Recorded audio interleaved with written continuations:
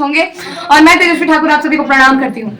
मुझे बताते हुए आज बहुत खुशी हो रही है कि आज मेरे छोटे भाई का छठी है, यानी कि छठा दिन है। और मैं आप सबसे विनम्र निवेदन करती हूँ कि आप लोग मेरे छोटे भाई को ढेर सारा प्यार आशीर्वाद कमेंट के माध्यम से दें। और साथ ही साथ जैसा कि मैंने वीडियो भी डाला था कि आप लोग मेरे छोटे भाई के लिए तेजस्वी से ही मिलता जुलता नाम सजेस्ट करें। बहुत लोगों ने बहुत प्यारे प्यारे, बहुत अच्छे बहुत क्यूट नाम सजेस्ट किए और मुझे सारे पसंद आ रहे थे, लेकिन सारे नाम तो नहीं रख सकते थे, कोई एक नाम रख सकते थे। तो जो मुझे सबसे अच्छा लगा तेजांश, जो कि हम लोग के नाम से काफी मिलता जुलता है, तेजस्वी तेजांश। इसके लिए मैं बहुत बहुत धन्यवाद देना चाहूंगी गंगा शंकर चाचा जी को, ये उनके ऊपर आईडी है। और बहुत बहुत धन्यवाद इतने प्यारे नाम सजेस्ट करने के लिए, सभी को बहुत बहुत धन्यवाद।